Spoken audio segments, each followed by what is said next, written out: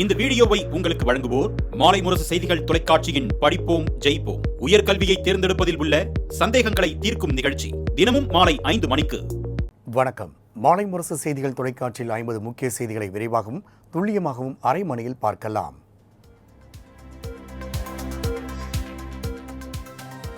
Israel மீதான ஏவுகணை தாக்குதலை தடுக்க நினைத்தால் அமெரிக்கா, பிரான்ஸ், பிரிட்டன் உள்ளிட்ட நாடுகளையும் தாக்குவோம் என ஈரான் மிரட்டல் விடுத்துள்ள சம்பவம் போர் பதட்டத்தினை அதிகரித்துள்ளது. இஸ்ரேலுக்கும் ஈரானுக்கும் இடையே மோதல் தொடங்கியுள்ள நிலையில் இரு நாடுகளுக்கிடையே ஏவுகணை தாக்குதல் தொடங்கப்பட்டுள்ளதை அடுத்து பல்வேறு இழப்புகள் ஏற்பட்டுள்ளதாக கூறப்படுகிறது. இந்நிலையில் இஸ்ரேலுக்கு ஆதரவாக அமெரிக்கா, பிரான்ஸ், பிரிட்டன் உள்ளிட்ட நாடுகள் களம் இறங்கலாம் என எதிர்பார்க்கப்படும் நிலையில் இஸ்ரேல் மீதான தாக்குதலை தடுக்க உதவினால் உங்களையும் தாக்கும் என 3 நாடுகளையும் ஈரான் எச்சரித்துள்ளது. ஈரான் மீது இஸ்ரேல் நடத்திய வான்வெளி தாக்குதல் ஒரு பொறுப்பற்ற செயல் என முதலமைச்சர் மு க ஸ்டாலின் தெரிவித்துள்ளார். இதுகுறித்து அவர் வெளியிட்டுள்ள எக்ஸ் தள பதிவில், ஈரான் மீது இஸ்ரேல் நடத்திய வான்வெளி தாக்குதல் பரவலான போரை தூண்டக்கூடிய மற்றும் பொறுப்பற்ற செயல் என தெரிவித்துள்ளார். மேலும் காசாவில் பாலஸ்தீன மக்களுக்கு எதிராக தொடர் குண்டுவீச்சில் ஈடுபட்டு வரும் இஸ்ரேலின் வன்முறை பாதையை உலகம் கண்டிக்க வேண்டும் என்றும் உலக நாடுகள் இதற்காக ஒன்றிணைய வேண்டும் என்றும் வலியுறுத்தியுள்ளார்.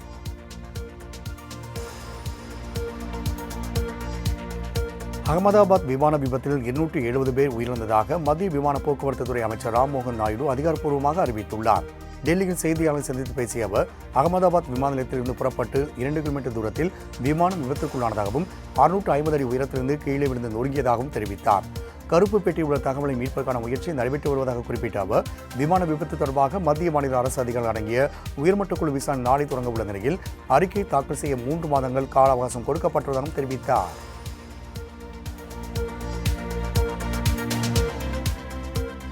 விமானத்தில் பயணம் செய்ய 11A இருக்கையை முன்பதிவு செய்ய பயணிகள் ஆர்வம் காட்டி வருவதாக தகவல்கள் தெரிவிக்கின்றன. அகமதாபாத்திலிருந்து லண்டன் புறப்பட்ட விமானம் விபத்திற்குள்ளானதில் அதில் 11A என்ற இருக்கையில் பயணம் செய்த விஸ்வாஸ்குமார் என்பவர் மட்டும் உயிர் பிழைத்துள்ளார். 707 ட்ரீம்லைனர் விமானத்தில் அவசர கதவு கரையில் இருக்கும் இந்த இருக்கை அமைந்துள்ள பகுதி பலமானதாக இருந்ததால் விபத்தின் போது விஸ்வாஸ்குமார் உயிர் தப்பியதாக கூறப்படுகிறது.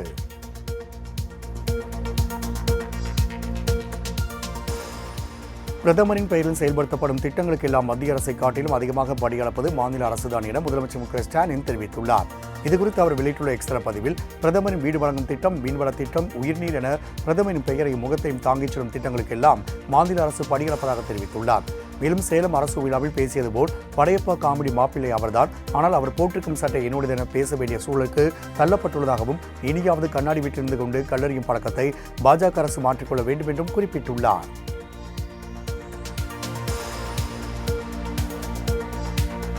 எந்த நேரத்தில் என்ன செய்ய வேண்டும் என எங்களுக்கு தெரியும். தமிழ்நாட்டின் தவிர்க்க முடியாத அரசியல் சக்தியாக விசிக வளர்ந்துள்ளதாக திருமாவளவன் தெரிவித்துள்ளார்.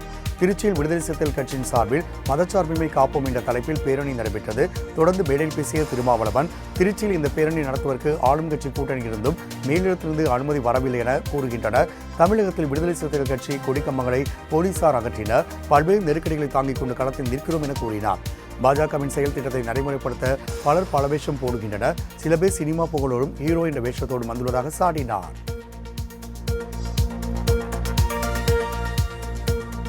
தமிழ்நாட்டில் நடக்கும் அநியாயங்களை கண்டிக்கும் வகையில் 2026 பாஜக கூட்டணி ஆட்சிக்கு வரும் என அக்கட்சியின் மாநில தலைவர் நைனா நாகேந்திரன் தெரிவித்துள்ளார். மதுரை வளையங்குளம் பகுதியில் நைனா நாகேந்திரன் தலைமையில் ராமநாதபுரம் சமஸ்தானத்தில் இளைய மன்னர் ஆதித்ய சேதுபதி உட்பட 5000க்கும் மேற்பட்டோர் பாஜகவில் இணைந்தனர். அப்போது பேசிய அவர், 12 ஆண்டுகளுக்கு முன் மதுரையில் திமுக பொதுக்குழு நடைபெற்றதை அடுத்து அவர்கள் நீண்ட காலம் ஆட்சிக்கு வர முடியவில்லை. அதேபோல தற்போது நடந்துள்ளதால் அவர்கள் மீண்டும் ஆட்சிக்கு வர முடியாது என்றும் 2026 தேர்தல் எடப்பாடி பழனிசாமியை முதலமைச்சராக்கும் தேர்தலாக இருக்கும் என கூறினார். சட்டமன்ற தேர்தல் பணிகள் தொடர்பாக திமுக மண்டல பொறுப்பாளர்களுடன் அக்கட்சியின் தலைவர் முதலமைச்சர் மு க ஸ்டாலின் ஆலோசனை மேற்கொண்டார். சென்னை ஆழ்வார்பேட்டை உள்ள முதலமைச்சர் முகாம் அலுவலகத்தில் நடைபெற்ற இந்த ஆலோசனைக் கூட்டத்தில் தேர்தல் பணிகளை விரைவுபடுத்துவது குறித்து ஆலோசிக்கப்பட்டது. இந்த கூட்டத்தில் துணை முதலமைச்சர் உதயநிதி ஸ்டாலின், அமைச்சர்கள் ஏவா வேலு, KN நேரு, சக்கரபாணி உள்ளிட்டோர் கலந்து கொண்டனர்.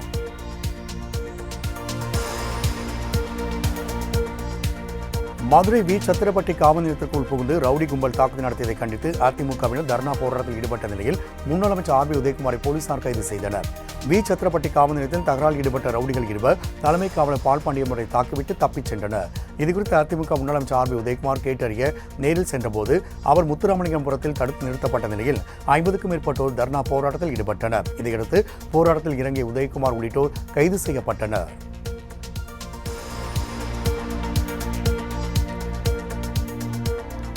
மதுரையில் ஆர்பி உதயகுமார் கைதான சம்பவத்தை கண்டித்து செல்லூர் ராஜு தமிழ்நாடு அரசு மற்றும் காவல்துறைக்கு கண்டனம் தெரிவித்துள்ளார்.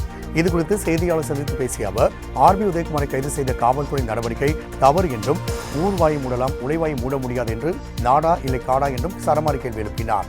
தற்போது நிலவும் மௌன புரட்சி எப்போது வெடிக்கும் என தெரியாது. கலிபோர்னியாவில் 10 மாதங்களுக்கு முறைய எரிமலை நேற்று வெடித்து சிதறியது போல திமுகவில் மக்கள் எரிமலையாக வெடிப்பார்கள், அதில் திமுக பஸ்பமாகிவிடும் என்றும் காட்டமாக தெரிவித்தார்.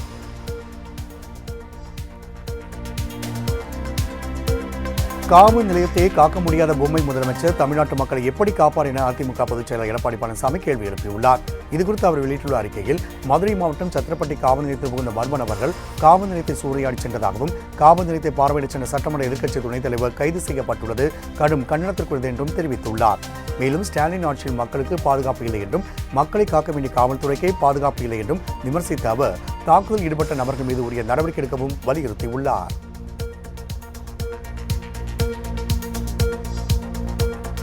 பேச்சை குறைத்து செயல்பாட்டை அதிகரிக்க வேண்டும் என கட்சியின் நிர்வாகியிடம் மக்கள் நீதி மய்யம் கட்சித் தலைவர் கமல்ஹாசன் வலியுறுத்தியுள்ளார்.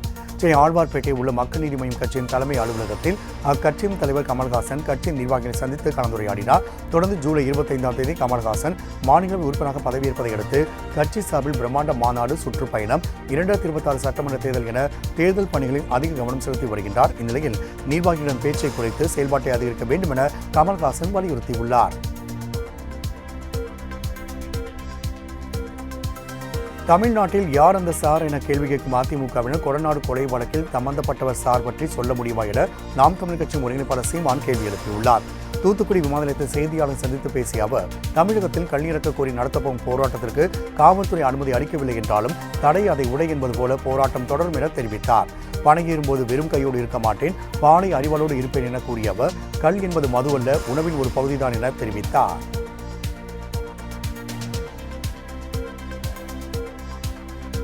புதிதாக நியமனம் செய்யப்பட்ட பாமக மாவட்ட செயலாளர்கள் தலைவர்களோடு ராமதாஸ் இன்று ஆலோசனைக் கூட்டம் நடத்தவுள்ளார்.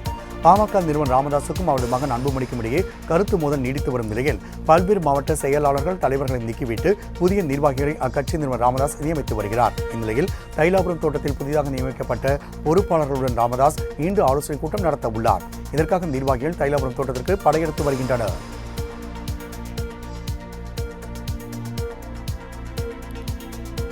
தஞ்சாவூரில் இன்று முதல் 2 நாட்கள் முதலமைச்சர் மு.க. ஸ்டாலின் கள ஆய்வு மேற்கொள்கின்றார். இதற்காக சென்னையிலிருந்து தஞ்சாவூருக்கு விமானம் மூலமாக செல்லும் முதலமைச்சர் மு.க. ஸ்டாலின் கல்லணையில் விவசாய பாசனத்திற்காக தண்ணீர் திறந்து வைக்கின்றார். மேலும் பேருந்து நிலையம் அருகே அமைக்கப்பட்டுள்ள கருணாநிதியின் சிலையை திறந்து வைப்பதோடு ரோட் ஷோ நிகழ்ச்சியும் நடத்தவுள்ளார். தஞ்சை சரபூஜி மன்னர் அரசு கல்லூரி வளாகத்தில் நடைபெறும் நலத்திட்ட உதவிகள் வழங்கும் நிகழ்ச்சியிலும் பங்கேற்று 1 லட்சம் பேருக்கு நலத்திட்ட உதவிகளை வழங்கி புதிய பணிகளுக்கு அடிக்கல் நாட்டுகிறார்.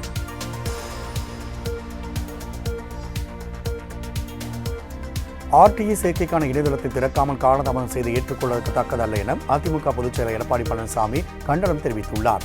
இதுகுறித்து அவர் வெளியிட்டுள்ள அறிக்கையில் 25% மாணவர் சேர்க்கை உடனடியாக பூர்த்தி செய்ய வலியுறுத்தியுள்ளார். மேலும் ஆர்டிஇ சேர்க்கைக்கான இணையதளத்தை திறக்காமல் காலதாமதம் செய்வது ஏற்றுக்கொள்ளத்தக்கதல்ல என்றும், மாணவர்கள் கல்வியோடு விளையாடுவதை திமுக அரசு நிறுத்திக் கொள்ள வேண்டும் என்றும் தெரிவித்துள்ளார்.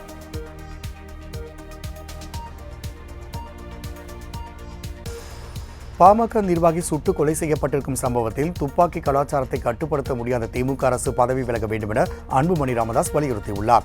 சோளிங்கர் பகுதியை சேர்ந்த வழக்கறிஞரும் பாமக நிர்வாகியுமான சக்கரவர்த்தி என்பவர் கடந்த 11ஆம் தேதி துப்பாக்கியால் சுட்டுக் கொல்லப்பட்டார்.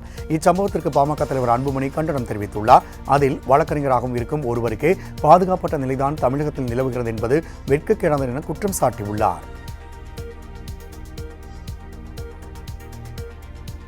இந்து முன்னணி நடத்தும் முருக பக்தர்கள் மாநாடு அரசியல் மாநாடு அல்ல எனவும் ஆன்மீக மாநாடு என்றும் இந்து முன்னணி மாநில செய்தி தொடர்பாளர் இளங்கோவன் தெரிவித்துள்ளார்.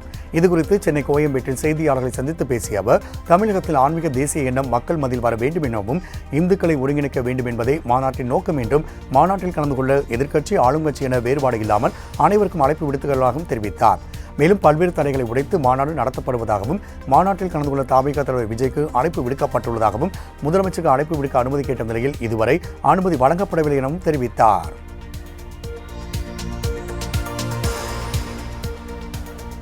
இளைய காமராஜர் என்ற புகழ்ச்சியான தாவேகா தலைவர் விஜய்க்கு ஒரு பிரயோஜனமும் இல்லை என திருச்செங்கோடு எம்எல்ஏ ஈஸ்வரன் தெரிவித்துள்ளார். நாமக்கல் மாவட்டம் திருச்செங்கோட்டை முடியும் தருவாய் உள்ள சாலை பணிகளை ஆய்வு செய்த பின்னர் செய்தியாளர்களுக்கு பேட்டியளித்த அவர், மக்களின் நீண்ட நாள் கோரிக்கையாக உள்ள சுற்றுவட்ட பகுதிகள் விரைவில் நிரப்பப்படும் என்றும் பயன்பாட்டுக்கு வரும் எனவும் கூறினார்.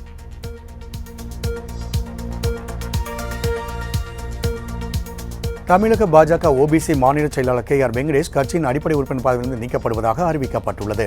தமிழக பாஜகவின் ஓபிசி அணி மாநில செயலாளராக வெங்கடேஷ் செயல்பட்டு வந்த நிலையில் அவர் மீது கடத்தல், பண மோசடி உட்பட பல்வேறு வழக்குகள் உள்ளதாக கூறப்படுகின்றது. இதையடுத்து அவர் போலீசாரால் கைது செய்யப்பட்ட நிலையில் கட்சியின் பொறுப்பிலிருந்தும் அடிப்படை உறுப்பினர் பதவியிலிருந்தும் வெங்கடேஷ் நீக்கப்படுவதாக மாநில தலைவர் நயினா நாகேந்திரன் தெரிவித்துள்ளார்.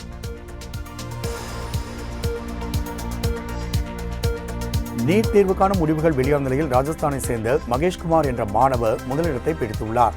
நாடு முழுவதும் கடந்த மாதம் 4ஆம் தேதி நீட் தேர்வு நடைபெற்றது. இதில் 22,09,318 பேர் தேர்வு எழுதிய நிலையில் 12,36,531 பேர் தேர்ச்சி பெற்றுள்ளனர். ராஜஸ்தானை சேர்ந்த மகேஷ்குமார் என்ற மாணவர் 720க்கு 686 மதிப்பெண்கள் பெற்று முதலிடம் பிடித்துள்ளார். தமிழகத்தில் 1,35,000 பேர் தேர்வு எழுதிய நிலையில் 76,000 பேர் தேர்ச்சி பெற்றுள்ளனர். தமிழகத்தை சேர்ந்த சூரிய நாராயண் என்ற மாணவர் தேசிய அளவில் 27வது இடத்தையும் தமிழகத்தில் முதலிடத்தையும் பிடித்து வெற்றி பெற்றுள்ளார்.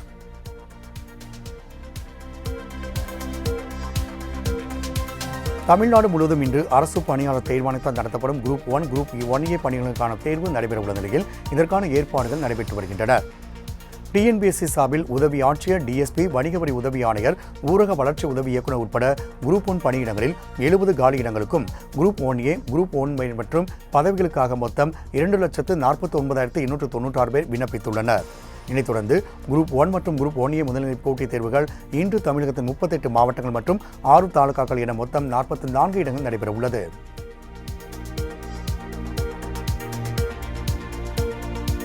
நீலகிரி மாவட்டத்திற்கு அதிக கனமழை பெய்யும் என ரெட் அலர்ட் எச்சரிக்கை விடுக்கப்பட்ட நிலையில் பேரிடர் மீட்புக் குழுவினர் கூடலூரில் முகாமிட்டுள்ளனர். உதகை, கூடலூர், பந்தலூர் மற்றும் சுற்றுவட்டார பகுதியில் காற்றுடன் கூடிய மழை பெய்து வரும் நிலையில் கூடலூரில் பேரிடர் பாதிப்பை எதிர்கொள்ளும் வகையில் தமிழ்நாடு பேரிடர் மீட்புக் குழுவினர் பாதுகாப்பு உபகரணங்களோடு தயார் நிலையில் உள்ளனர்.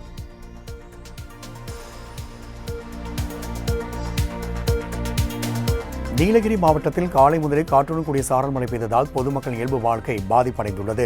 நீலகிரியில் இன்று அதிக கனமழைக்கான ரெட் அலர்ட் விடுக்கப்பட்டுள்ளது. இந்நிலையில் உதகை மற்றும் அதன் சுற்றுவட்டார பகுதியில் காலை முதலே மேகமூட்டத்தோடு கூடிய சாரல் மழை பெய்தது. இதனால் பொதுமக்கள் இயல்பு வாழ்க்கை பாதிப்படைந்துள்ளது.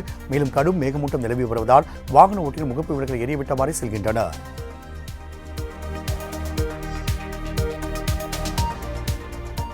கோவை மாவட்டம் வால்பாறையில் விட்டுவிட்டு மழை பெய்து வருவதால் பேரிடர் மீட்புக் குழுவினர் மற்றும் துறை சார்ந்த அதிகாரிகள் தயார் நிலையில் வைக்கப்பட்டுள்ளனர். வால்பாறை கூழாங்கல் ஆற்றில் சுற்றுலா பயணிகள் செல்வதை தடுக்கும் விதமாக மீட்புக் குழுவினர் தொடர்ந்து கண்காணிப்பு பணியில் ஈடுபட்டு வருகின்றனர்.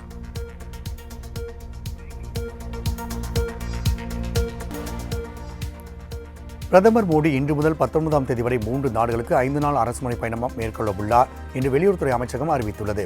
அதன்படி சைப்ரஸ் அதிபர் நிகோஸ் கிறிஸ்டோடோலினாவுடன் அழைப்பின் பேரில் அந்நாட்டுக்கு பயணம் மேற்கொள்வதோடு அதன் பின்னர் நாளையும் நாளை மறுதினமும் கனடாவில் நடைபெறும் G7 உச்சி மாநாட்டில் பிரதமர் மோடி பங்கேற்கின்றார். பின்னர் அங்கிருந்து ஜூன் 18ஆம் தேதி குரோஷியாவுக்கு பயணம் மேற்கொள்ளும் அவர் சுற்றுப்பயணத்தின் போது மத்திய தரைக்கடல் பிராந்தியம் மற்றும் ஐரோப்பிய ஒன்றியத்துடனான இந்தியாவின் உறவுகள் வலுப்படும் என தெரிவிக்கப்பட்டுள்ளது.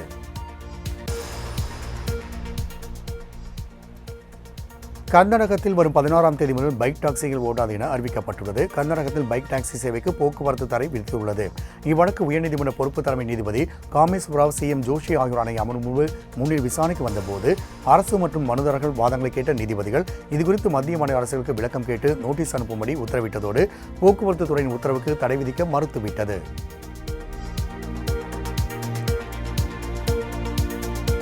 திருப்பதி மலையில் அலைமோதிய கூட்டத்தால் பக்தர்கள் இலவச தரிசனத்திற்காக 24 மணி நேரம் காத்திருக்கின்றனர். கோடை விடுமுறை முடிவடையும் நேரத்தில் திருமலையில் பக்தர்கள் கூட்டம் அதிகரித்துள்ளது. இந்நிலையில் சாமி தரிசனத்திற்காக வரும் பக்தர்களால் வைகுண்டம் வளாகத்தில் உள்ள அனைத்து கம்பார்ட்மெண்ட்களும் நிரம்பியதால் வெளியே நீண்ட வரிசையில் காத்திருக்கின்றனர். இதில் டோக்கன் உள்ள பக்தர்களுக்கு தரிசனத்திற்கு சுமார் 5 மணி நேரம் ஆகும் நிலை ஏற்பட்டுள்ளது. மேலும் நேற்று ஒரே நாளில் மட்டும் 75,96 பக்தர்கள் சாமி தரிசனம் செய்துள்ளனர்.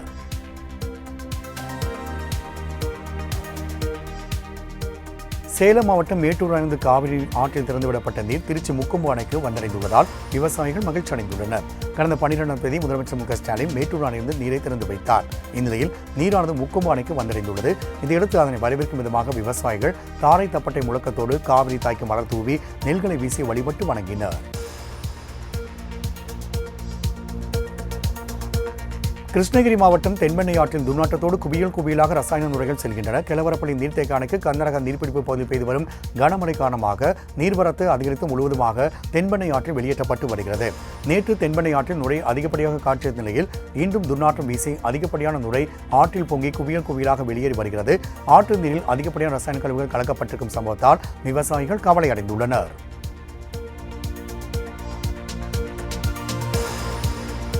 வடசென்னை எண்ணூர் கொசஸ்தலை ஆற்றில் கருநிற எண்ணெய் படிவம் காணப்படுவதால் மீன்கள் செத்து மிதக்கும் நிலை ஏற்பட்டுள்ளது. எண்ணூர் முகத்துவாரம் பகுதியில் கொசஸ்தலை ஆற்றை ஆதாரமாக கொண்டு சுற்றுவட்டார பகுதியை சேர்ந்த 10க்கும் மேற்பட்ட மீனவ கிராம மக்கள் வாழ்ந்து வருகின்றனர். ஏற்கனவே குப்பைகளாலும் தொழிற்சாலை கழிவுகளாலும் மாசடைந்துள்ள ஆற்று நீரில் தற்போது கருநிற எண்ணெய் படிவம் கலந்து காணப்படுவதால் மீன்கள் இறக்கும் நிலை ஏற்பட்டுள்ளதாக கூறப்படுகிறது. எனவே மாசு கட்டுப்பாட்டு வாரிய அதிகாரிகள் ஆற்றுப் பகுதியை ஆய்வு செய்து உரிய நடவடிக்கை எடுக்க வேண்டும் என மீனவர்கள் கோரிக்கை விடுத்துள்ளனர்.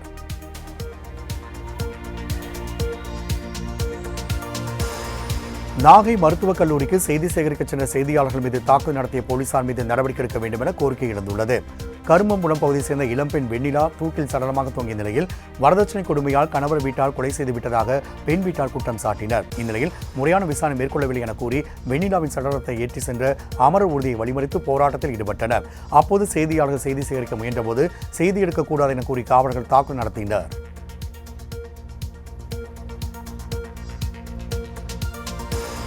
திருப்பத்தூர் மாவட்டம் அருகே காவல் நிலையத்தில் பாதுகாப்பு கேட்டு தஞ்சமடைந்த ஜோடியால் இரு வீட்டாருக்கும் இடையே வாக்குவாதம் ஏற்பட்டது. வெங்கடாபுரம் பகுதியைச் சேர்ந்த நவீனும் குனிச்சியூர் பகுதியைச் சேர்ந்த திவ்யாவும் காதலித்து வந்த நிலையில் பெற்றோரின் எதிர்ப்பை மீறி திருமணம் செய்து கொண்டதை அடுத்து தங்களுக்கு பாதுகாப்பு அளிக்க கோரி நாற்றம்பள்ளி காவல் நிலையத்தில் தஞ்சமடைந்தனர். இதையடுத்து இரு வீட்டாரும் காவல் நிலையத்துக்கு வரவழைக்கப்பட்ட நிலையில் இரு தரப்புக்கும் இடையே தகராறு ஏற்பட்டதால் காவல் நிலையமே பரபரப்பாக காணப்பட்டது.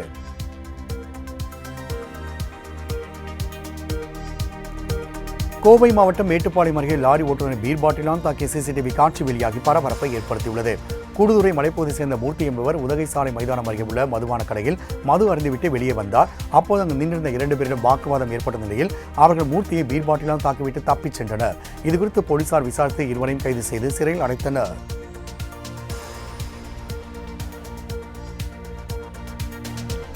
சென்னை காசிமேட்டில் மீன்பிடி தடைகாலம் முடிவடைந்ததால் மீனவர்கள் தங்களது விசைப்படகுகளோடு கடலுக்குள் மீன்பிடிக்க சென்றனர். தமிழகத்தின் மீன்கள் இனப்பெருக்க வளர்ச்சிக்காக கடந்த ஏப்ரல் மாதம் 15ஆம் தேதியிலிருந்து நேற்று வரை மீன்பிடி தடைகாலம் அமலில் இருந்தது. இந்நிலையில் தடைகாலம் முடிவடைந்ததால் மீனவர்கள் தங்களது விசைப்படகுகளோடு கடலுக்குள் சென்றுள்ளனர்.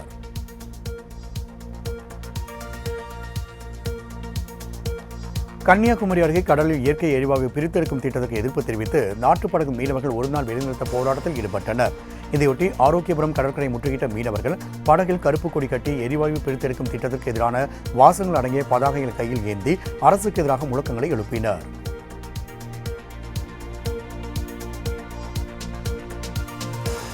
நீலகிரி மாவட்டம் கோத்தகிரி அருகே காட்டெருமை தாக்கியதில் ஒருவர் பலியான சம்பவம் அப்பகுதியில் சோகத்தை ஏற்படுத்தியுள்ளது. இடுகரை அணில்காடு கிராமத்தை சேர்ந்தவர்கள் காட்டுப்பகுதிக்கு சென்று தேன் எடுக்கும் தொழில் செய்து வருகின்றனர். இந்நிலையில் தேன் எடுப்பதற்காக சின்னசாமி மற்றும் அவரது மகன்கள் 3 பேரும் கூக்கல் தோடை சிறியூர் சாலையில் தேன் எடுத்துவிட்டு வந்துள்ளனர். அப்போது திடீரென காட்டெருமை சின்னசாமியை தூக்கி வீசியது.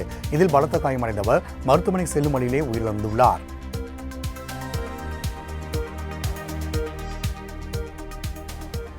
நீலகிரி மாவட்டம் கோத்தகிரி பகுதியில் சுற்றித் திரியும் கரடியை பிடிக்க நடவடிக்கை எடுக்க வேண்டும் என கிராம மக்கள் கோரிக்கை விடுத்துள்ளனர். கோத்தகிரி மற்றும் சுற்றுவட்டார பகுதியில் அதிக அளவில் வனவிலங்குகள் உலா வருகின்றன. இந்நிலையில் அரவேணு சேலடா சாலையின் கரடி ஒன்று உலா வந்தது. இந்த கரடி குடியிருப்பு பகுதியிலும் தேயிலை தோட்டங்களிலும் உலா வருவதால் பொதுமக்கள் அச்சத்தில் ஆழ்ந்துள்ளனர்.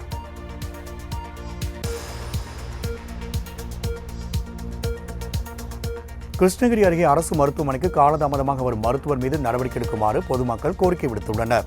கிருஷ்ணகிரி அருகே செயல்பட்டு வரும் அரசு ஆரம்ப சுகாதார நிலையத்தில் மருத்துவமனை பணியில் உள்ள மருத்துவர் செல்வம் என்பவர் தினமும் காலை மருத்துவமனைக்கு தாமதமாக வருவதாக நோயாளிகள் மற்றும் பொதுமக்கள் குற்றம் சாட்டுகின்றனர். இதுகுறித்து மருத்துவர் செல்வத்திடம் கேட்டபோது தான் ஒருவன் மட்டுமே உள்ள நிலையில் அடிக்கடி டெப்டேஷன் போடுவதால் இந்த மருத்துவமனைக்கு வருவதில்லை என்று தெரிவித்துள்ளார்.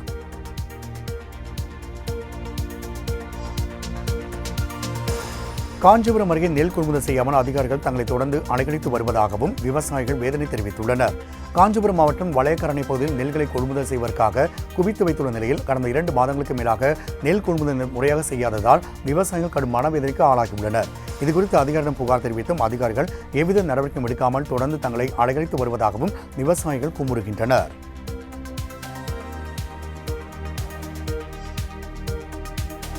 திண்டுக்கல் மாவட்டம் பழனியில் மாம்பழ விலை வீழ்ச்சியை கண்டித்து விவசாயிகள் மாம்பழங்களை தரையில் கொட்டி ஆர்ப்பாட்டத்தில் ஈடுபட்டனர். ஆயக்குடி பழ விற்பனை சந்தையில் கிலோ 4 ரூபாய் முதல் அதிகபட்சமாக 20 ரூபாய் வரை மட்டுமே மாம்பழங்கள் விற்பனை செய்யப்படுவதாகவும் விலை வீழ்ச்சியால் கடும் நஷ்டத்தை சந்தித்துள்ளதாக விவசாயிகள் வேதனை தெரிவித்தனர். மாம்பழ விவசாயிகளுக்கு இழப்பீடாக ஏக்கருக்கு 1 லட்சம் ரூபாய் வழங்க வலியுறுத்தி முழக்கங்களை எழுப்பினர்.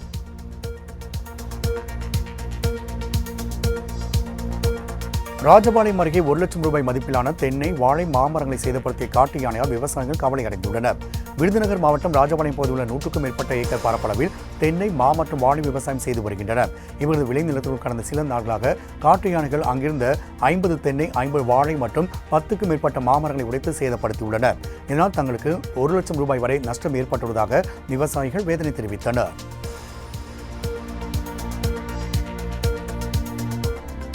தேன்கனிக்கோட்டை அருகே அக்னிவீர் திட்டத்தில் ராணுவத்தில் பணியில் சேர்ந்த மலைக்கிராம இளைஞருக்கு உற்சாக வரவேற்பு அளிக்கப்பட்டது. கிருஷ்ணகிரி மாவட்டம் தேன்கனிக்கோட்டை பகுதியை சேர்ந்த முரளி என்பவர் ராணுவ படைப்பிரிவான அக்னிவீர் திட்டத்தில் பணியில் சேர விண்ணப்பித்த நிலையில் கடந்த ஆண்டு அக்டோபர் மாதம் அவர் அக்னிவீர் பணிக்கு தேர்வு செய்யப்பட்டார். இந்நிலையில் ராணுவ பயிற்சிக்கு சென்றுவிட்டு ஊர் திரும்பிய அவருக்கு மேலதாங்கள் முழங்க சால்வை மற்றும் மலர் மாலைகள் அணிவித்து கிராம மக்கள் உற்சாக வரவேற்பு அளித்தனர்.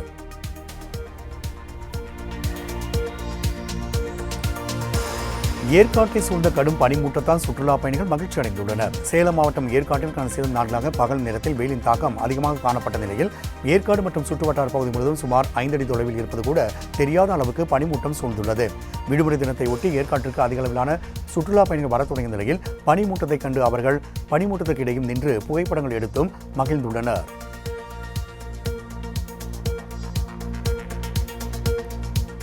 இந்திய கடற்பரப்பில் தீப்பிடித்த இந்த கப்பலில் சில பொருட்கள் இலங்கையில் கரை ஒதுங்கியுள்ளன. அண்மையில் இந்திய கடற்பரப்பில் தீப்பிடித்து கவிழ்ந்த MSC எல்சா கப்பலில் 13 ஆபத்தான கொள்கலன்கள் இருந்ததாக கூறப்படும் நிலையில் அதிலிருந்து நுண்ணிய பிளாஸ்டிக் போன்ற சிறிய அளவிலான உருண்டைகள் லட்சக்கணக்கில் இலங்கையின் கடற்கரையில் கரை ஒதுங்கியுள்ளதாகவும் அவற்றை அகற்றும் பணி தொடர்ந்து நடைபெற்று வருவதாகவும் கடல்சார் சுற்றுச்சூழல் பாதுகாப்பு ஆணையத்தின் பொது மேலாளர் தெரிவித்துள்ளார்.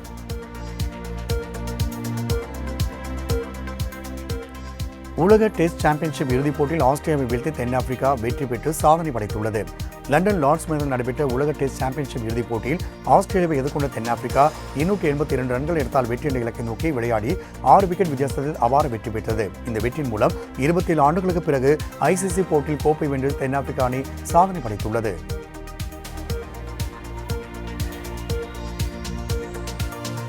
உலகக்கோப்பை துப்பாக்கி சுடுதல் போட்டியில் இந்திய வீரன் சுருச்சி 3வது முறையாக தங்கம் வென்று சாதனை படைத்துள்ளார்.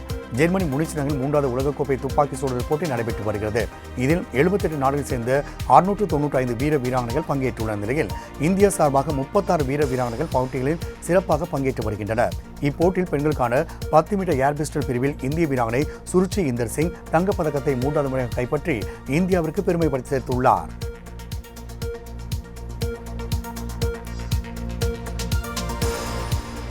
மதுரை விமான நிலையத்தில் விமானி கலகலப்பாக பேசிய வீடியோ இணையத்தில் வைரலாகி வருகிறது. மதுரையிலிருந்து அபுதாபிக்கு முதல் முறையாக நேரடி விமான சேவை இண்டிகோ நிறுவனம் தொடங்கியுள்ளது. இவ்விமானம் புறப்படும் முன் விமானி 3000 கிலோமீட்டர் தொலைவில் உள்ள அபுதாபியை 4 மணி நேரத்தில் அடைந்து விடுவோம், மகிழ்ச்சியாக பயணிங்கள் என்று கூறியுள்ளார். மேலும் நம்ம ஊர் ஃபிளைட் என்பதால் ஜிகதண்டா, பருத்திப்பால் கேட்காதீங்க, அதெல்லாம் இங்கே கிடைக்காது என பயணிகளிடம் கலகலப்பாக பேசினார்.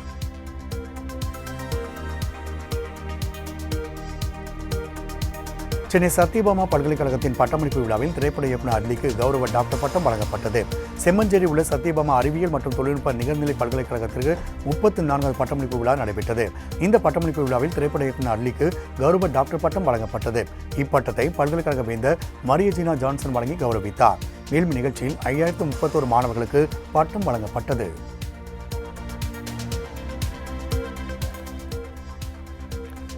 வாட்ஸ்ஆப்பில் வீடியோக்களை நேரடியாக அனிமேஷன் ஸ்டிக்கராக மாற்றி பகிரும் அப்டேட்டை மெட்டா வழங்கியுள்ளதால் பயனாளர்கள் மகிழ்ச்சி அடைந்துள்ளனர். உலகளவில் பிரபலமான மெட்டா நிறுவனம் ஃபேஸ்புக், இன்ஸ்டாகிராம், வாட்ஸ்அப் உள்ளிட்ட சமூக வலைதளங்கள் இயக்கி வரும் நிலையில் வாட்ஸ்ஆப்பில் புதிய அப்டேட்டுகள் வழங்கப்பட்டு வருகின்றன. அதில் வீடியோக்களில் மேலும் 6 புதிய எஃபெக்ட்கள் அறிமுகம் செய்யப்பட்ட நிலையில் தற்போது வீடியோக்களை நேரடியாக அனிமேஷன் ஸ்டிக்கராக மாற்றி பகிரும் அப்டேட்டை மெட்டா வழங்கியுள்ளது குறிப்பிடத்தக்கது.